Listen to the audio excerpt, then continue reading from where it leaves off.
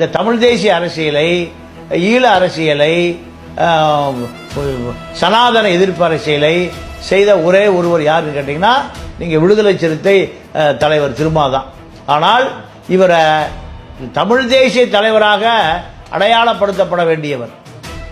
ஏறக்குறைய 4 நூற்றாண்டு காலம் நீங்க தமிழ் படுத்தியவர். ஏறக்குறைய பல லட்சம் பேர்களை தமிழ் படுத்தியவர்.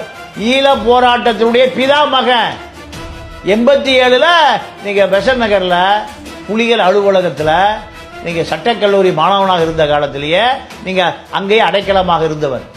இத நான் 2005ல ஈழம் சென்றிருந்த பொழுது பேபி சுப்பிரமணிய, தமிழ்ச்செல்வன், பாலகுமார் மூத்த தலைவர்கள் சொல்ல நானே கேட்டிருக்கேன் எங்க கிளிநொச்சியில. ஆனால் இவரு இலங்கையில புலிகள் தலைமையகத்தில் நான் அத்தனை பேரும் திருமாவை கிளாகித்து சொன்னதை என் காதால கேட்டிருக்கேன்.